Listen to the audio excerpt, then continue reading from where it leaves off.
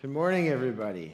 It's really good to be here. I lived in Busan, Korea for 7 years. 부산에서 7년 살았어요.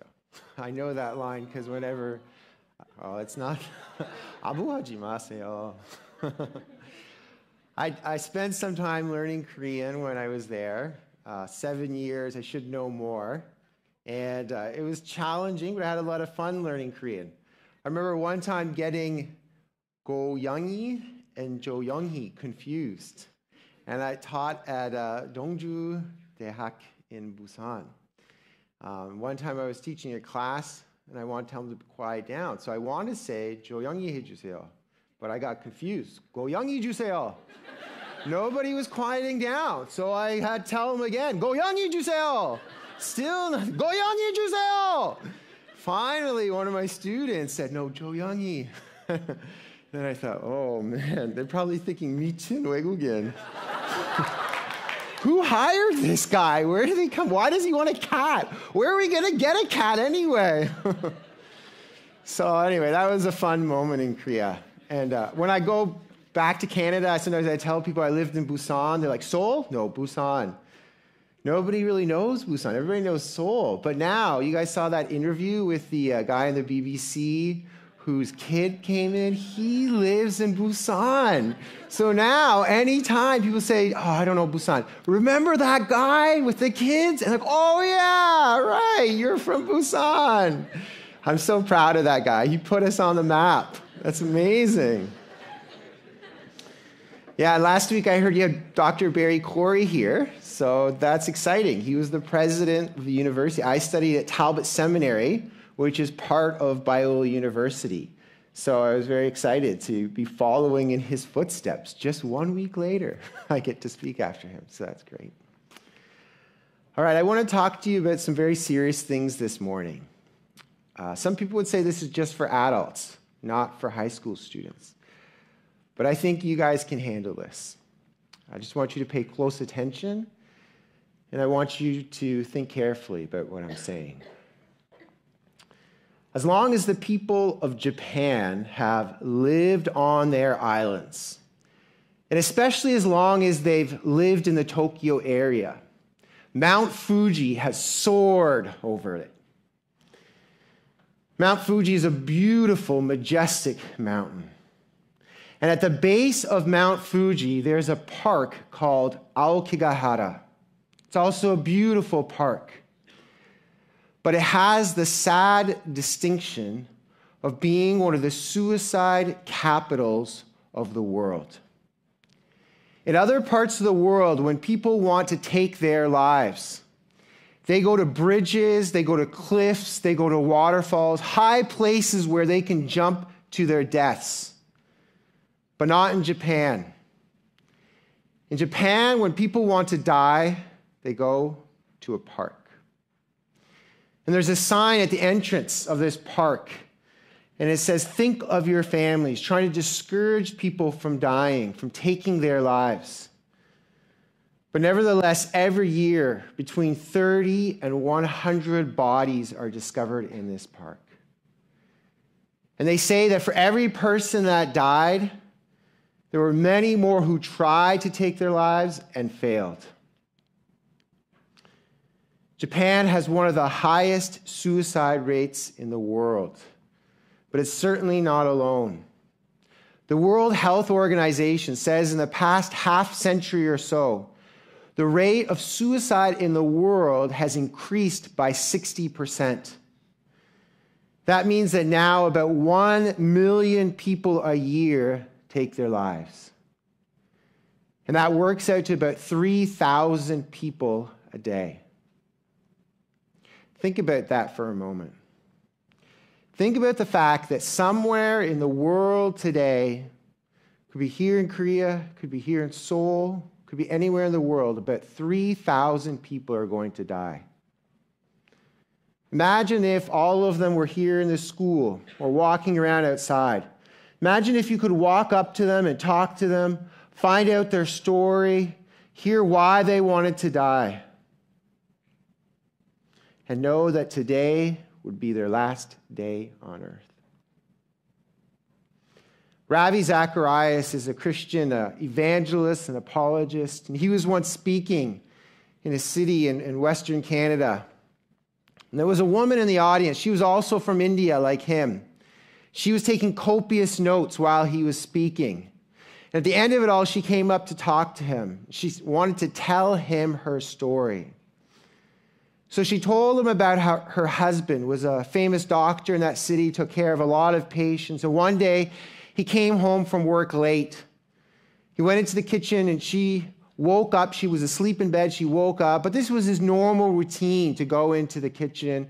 So she went back to sleep. But suddenly there was a loud bang, a loud sound. And she woke up quickly and knew something was wrong. She went to the kitchen and saw him seated in a chair, slumped over a table. When she got up to him, she realized he was gone. There was a note on the table, and that note said basically something like, "Some people leave this world as a result of natural causes, but other people choose when they leave this world." And he said, "That is my choice. I choose when I leave this world." And then she poured out to Ravi Zacharias all her pain and frustration, how she had to take care of these children he left behind. She had to put all his affairs in order and everything. And she looked at him and said, "Why? Why did this happen?" He looked back and he said, "Look, lady, I don't know. I just met you. I don't know your husband. I don't know your story." But he said, "This one thing I will tell you. For some people, despair is not a moment in time. For some people, despair is a way of life." Tell me something. That man who died, the 3,000 people who are going to die today, does it matter? Does it matter whether anyone persuades them not to kill themselves? Does it matter whether they live or whether they die? Oh, sure, I know you can tell me that, yes, of course it matters. It matters to their friends, to their family members, to their spouses, to their children. They're going to miss them. They're going to be upset. It matters to them. And yes, I know all of that. And I agree, it does matter to them. But that's not what I'm talking about. What I want to know is from the grand scheme of things, from the big picture, does it really matter? You know, sometimes you can see little children playing, and they spend a whole lot of work making this beautiful artwork, or they build something out of Lego. It's a masterpiece. They're so proud of them. It took them 20 minutes to build, and it's amazing. And then their younger brother, sister comes along, and in about 3 seconds, they destroy the whole thing. And then they're so upset, they're distraught, they can't go on, nothing matters anymore, they're crying, they're throwing a temper tantrum. And then about 5 minutes later, they're playing with another toy, and they don't care, right? In that moment, for that child, when they're so upset, it matters so much. But we can see from the big picture, it doesn't really matter. And that's what I'm talking about. All those people who are going to die today, from the big picture, from the grand scheme of things, does it really matter? Scientists say that our closest star, the sun, is in a sequence, in a phase of time known as the main sequence, in which it's converting hydrogen into helium through the process of nuclear fusion. And over the next few billion years, it's going to get hotter and hotter and hotter. 4 billion years from now, it's going to be so hot that it will just melt the whole earth. And any life that's on earth will die. 5 billion years from now, the main sequence will end. And it will start a new phase when it becomes a red giant. As a red giant, it's going to get it's going to get bigger and bigger and bigger. 7 billion years from now, it will be so big that it will consume the whole earth. And any life that happened to be alive on it still will definitely be gone by then. When that happens, the whole human race will be extinct.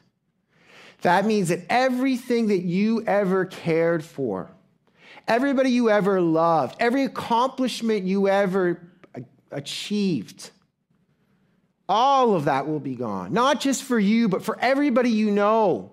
All of your loved ones, all of your friends, everything they did, everything they cared about, everybody they knew, everything they were passionate about, all of that will be finished.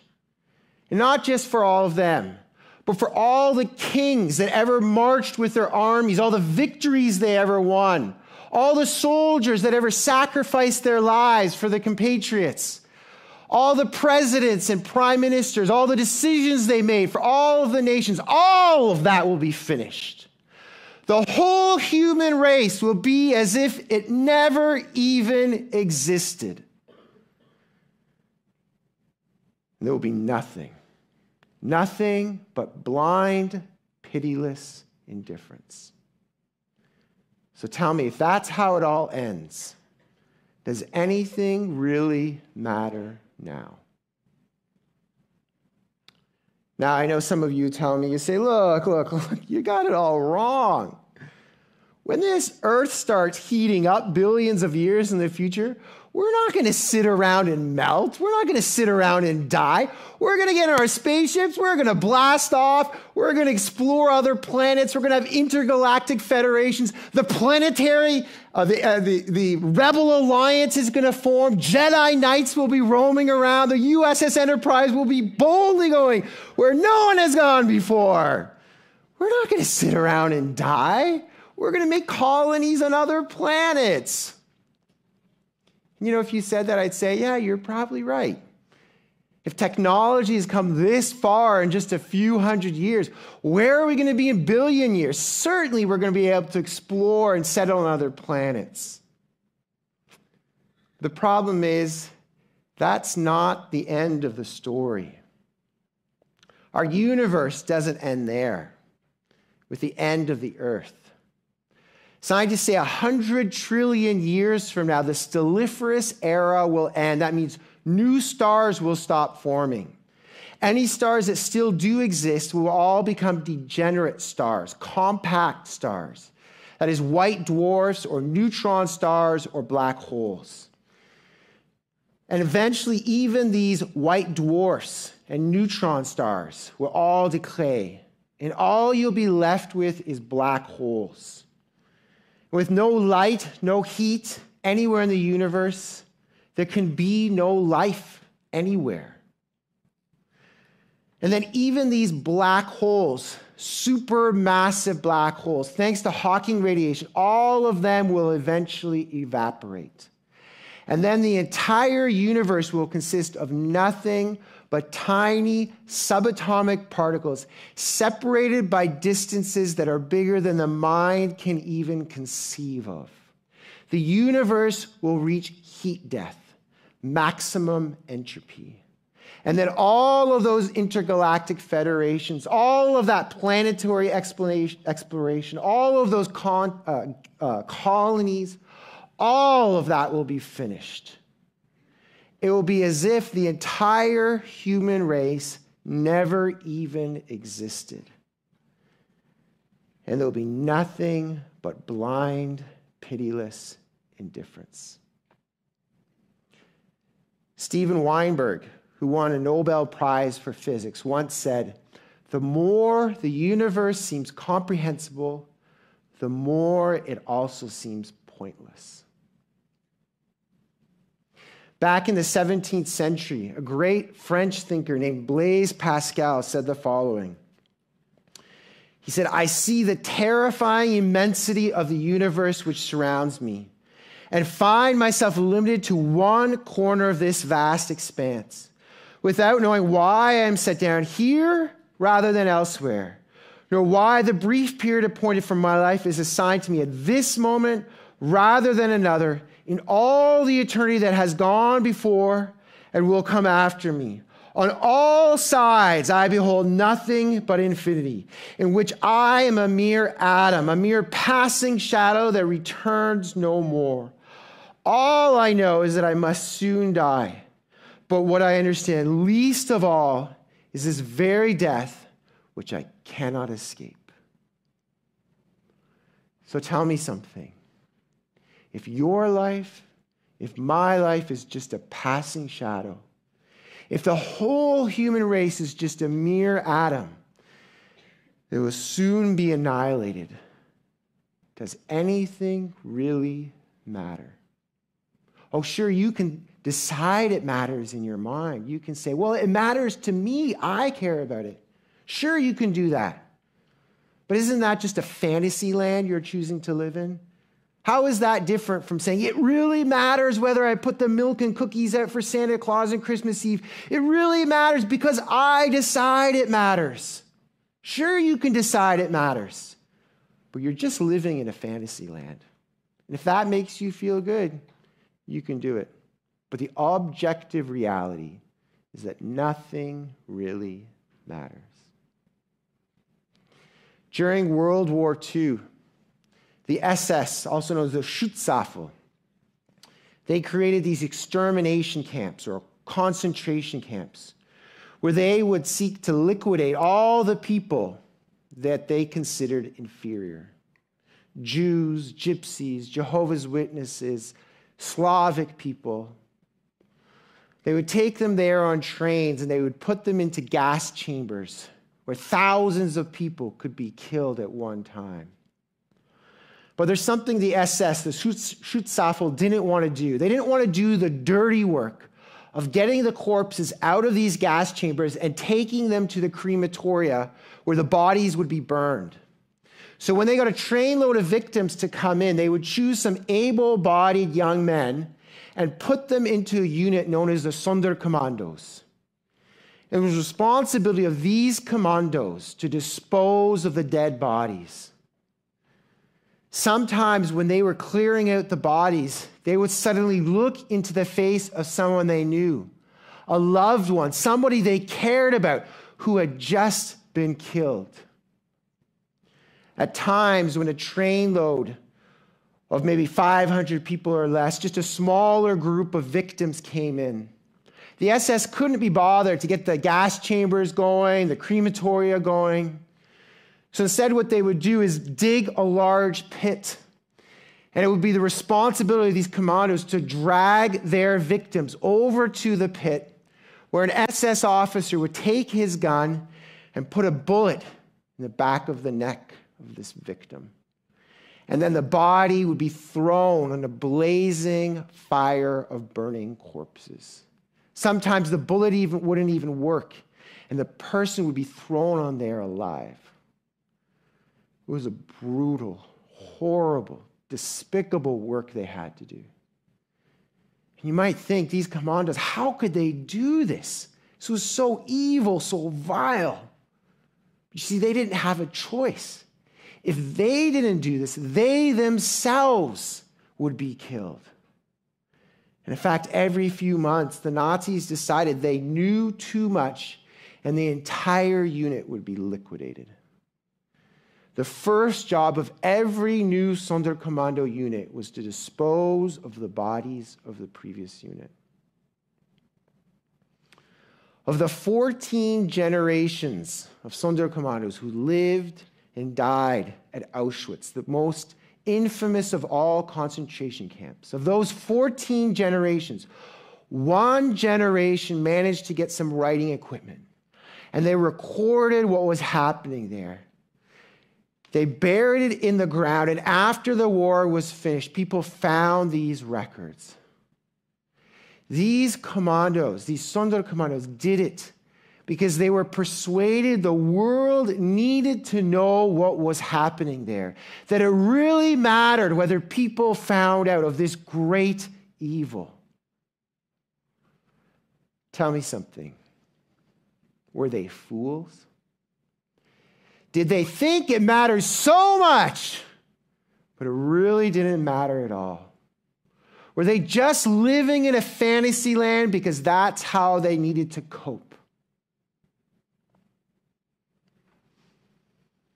Many of you know the story of the Lord of the Rings, made into a movie a few years back. It's an epic tale.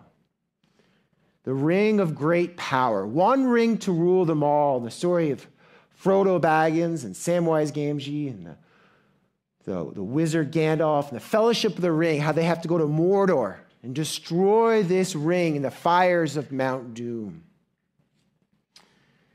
There's a scene at the end of the second book or the second movie where Frodo holds up the ring and almost gives it away to the forces of darkness. And only at the last minute does Sam rush in and tackle him and save the day. And then Frodo is lying there. He's in despair. And he can't go on. And he looks to Sam for some hope. He asks him, why are they doing what they're doing? Why should they go on? And Sam tells him why. And the last thing he says, the reason they have to go on is because there's some good in this world. And it's worth fighting for. Tell me something. Is that true? Is there really some good in this world? Is there really some evil? Or is that all in the movies? Is that just in our fantasy land? Is that all just in our imagination? Richard Dawkins is probably one of the most famous or perhaps infamous atheists in the world. He's an emeritus professor at Oxford University. And he once said the following. He said, in a universe of electrons and selfish genes, blind physical forces and genetic replication, some people are going to get hurt, other people are going to get lucky, and you won't find any rhyme or reason in it, nor any justice. The universe that we observe has precisely the properties that we should expect if there is at bottom no design, no purpose, no evil, no good, nothing but pitiless indifference.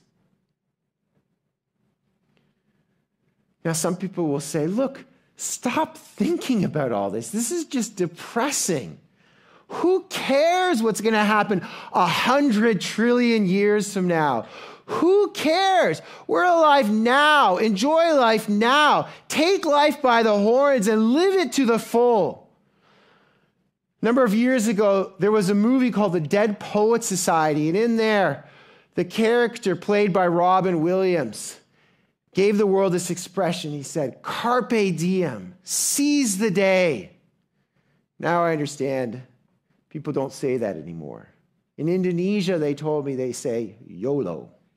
You only live once. Do you say that in Korea too? YOLO? Anyone? Maybe not.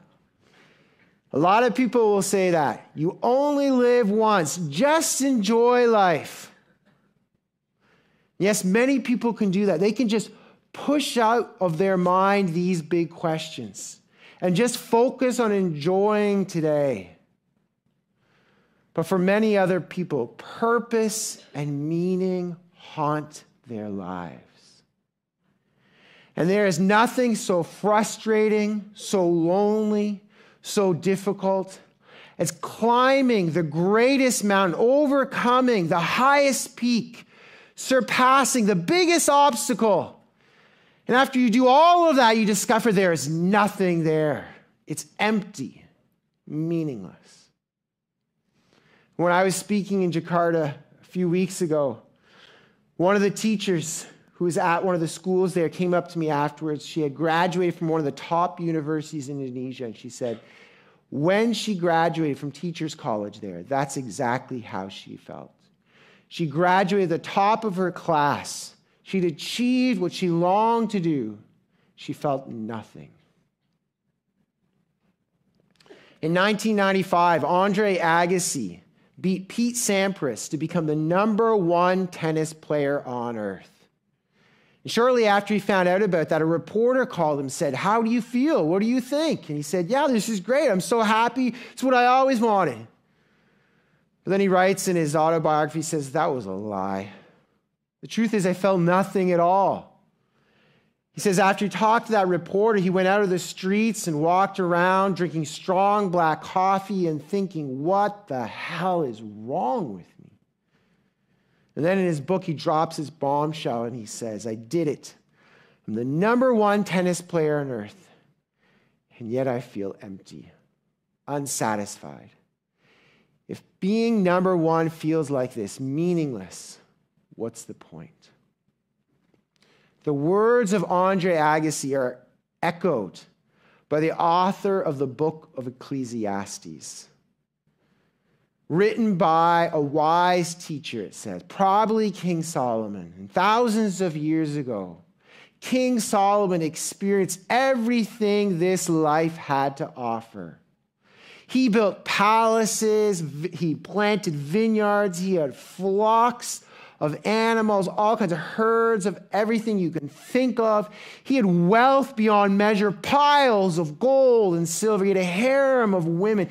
He had everything that he could enjoy. He said all of it was meaningless, vanity, just a chasing after the wind. Nothing is new under the sun. All of us, no matter where we are in life, at some moment in time, think, what's the point? What are we here for? And you can push that out of your mind, but the questions still remain. Jesus was once telling a story. He was telling parables, and he described the kingdom of heaven in this way. He said, the kingdom of heaven is like a treasure buried in a field.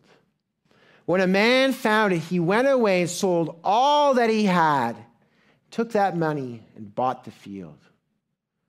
Again, Jesus said, the kingdom of heaven is like a merchant looking for fine pearls. When he finds one of great value, in his joy, he goes and sells all that he has and buys that pearl. Treasure. Pearls.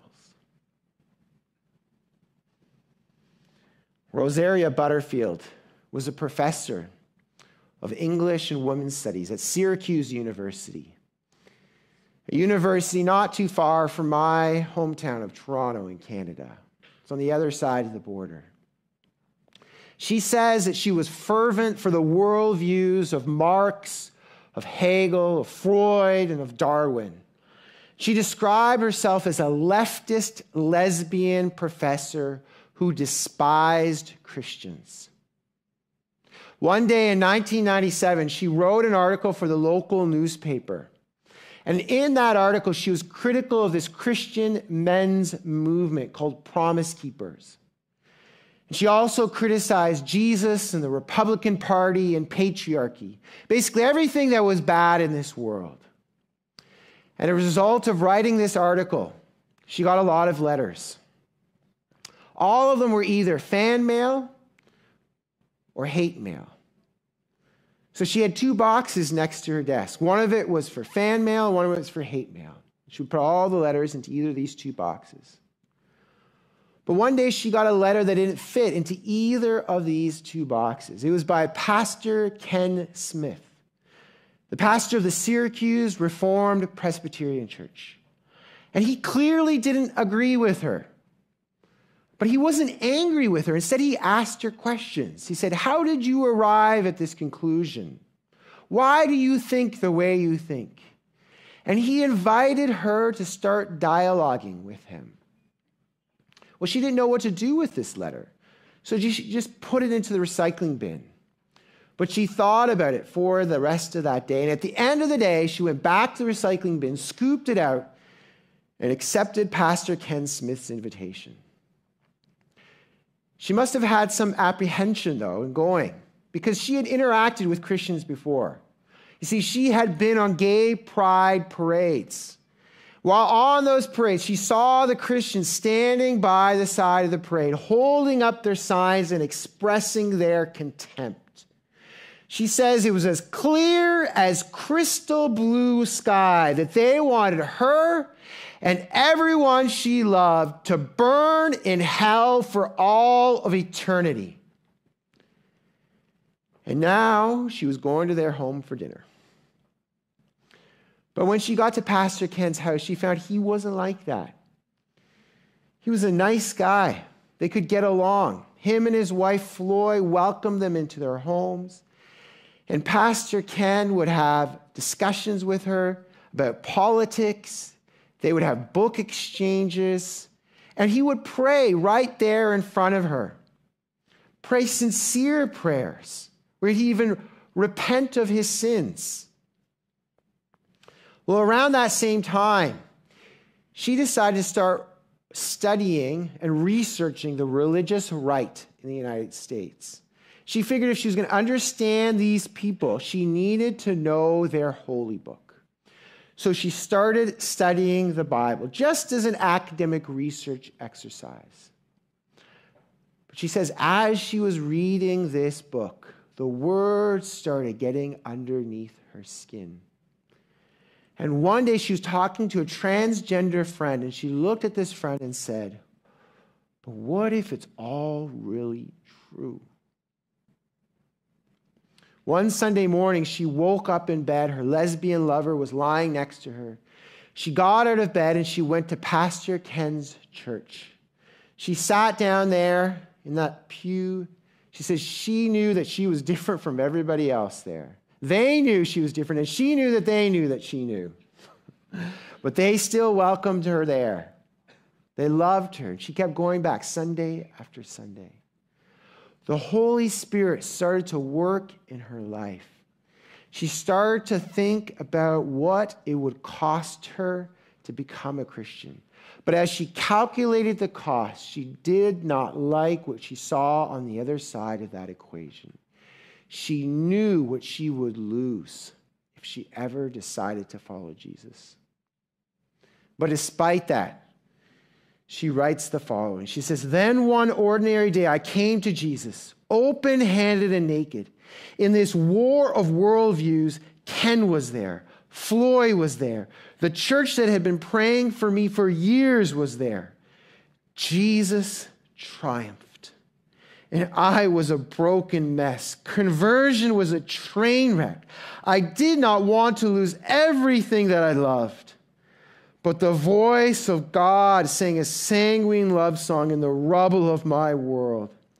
I weakly believed that if Jesus could conquer death, he could make right my world. I drank tentatively at first, then passionately of the solace of the Holy Spirit. I rested in private peace, then community, and today in the shelter of a covenant family. Why did Rosaria do that? Why was she willing to leave everything that she loved behind? It's because she found that treasure buried in a field. She found the pearl of great price. She found the only reason why anything at all matters, and she was willing to leave everything for it. She found the fountain of all joy, the king of all nations, the lover of her soul. She found the only true purpose that she was created for, a purpose that would last for all of eternity. She found the Lion of the tribe of Judah, and she knew the only thing that mattered was to know him and to make him known.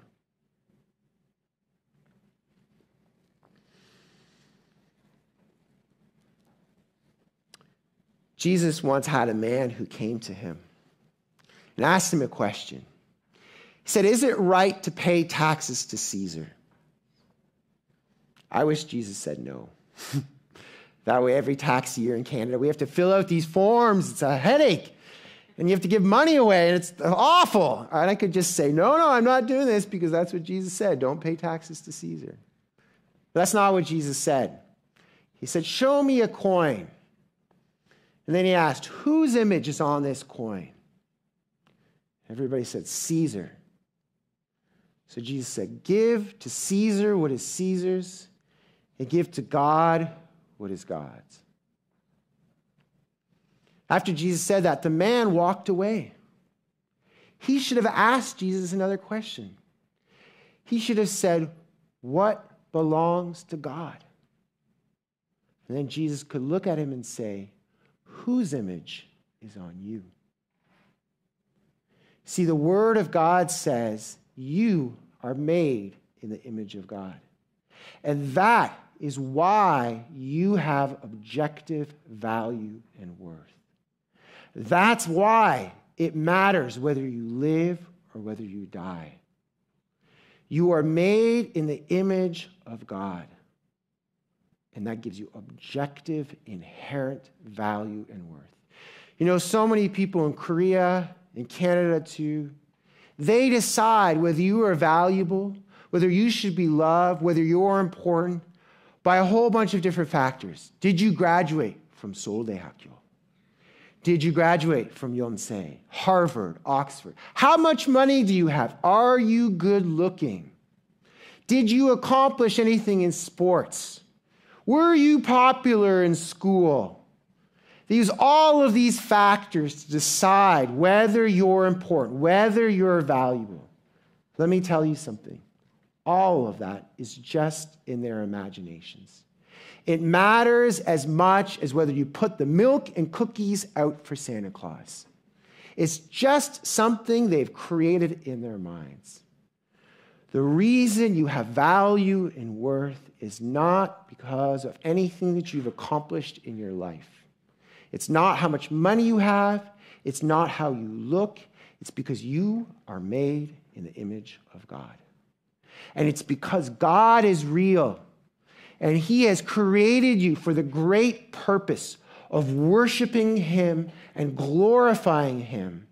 It's because of that that your life really matters. Everything else is just in your imagination. Everything else is unimportant unless it connects back to you and your relationship with God. That is the truth, my friends. And you see, it's not enough just to have a purpose to your life. You could have a purpose, but life could still be meaningless. Imagine if all of us were created through the process of evolution. It started out just a few or hundreds of millions of years ago through a little bacteria. Imagine that bacteria was created by space aliens.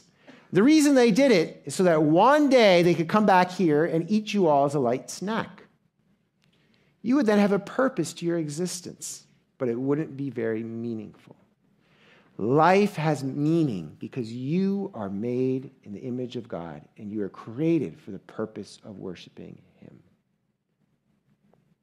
At the end of the book of Ecclesiastes, when King Solomon has done everything there is to do, he comes to this final decision. He says, now all has been heard. Here is the conclusion of the matter.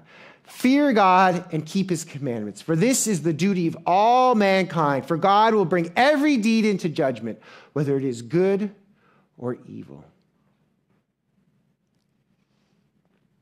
There's a song called Some Nights by a band named Fun. And there's a few lines in that song that go like this. Say, but I still wake up. I still see your ghost. Oh, Lord, I don't know what I stand for. What do I stand for? What do I stand for? Most nights, I don't know. Let me ask you something. What is your life about? What do you stand for? Is there anything you're willing to die for? Are you living for the purpose that you were created? Or are you just filling up the time until you die? You have one life to live. Don't waste your life. Make it count. Thank you.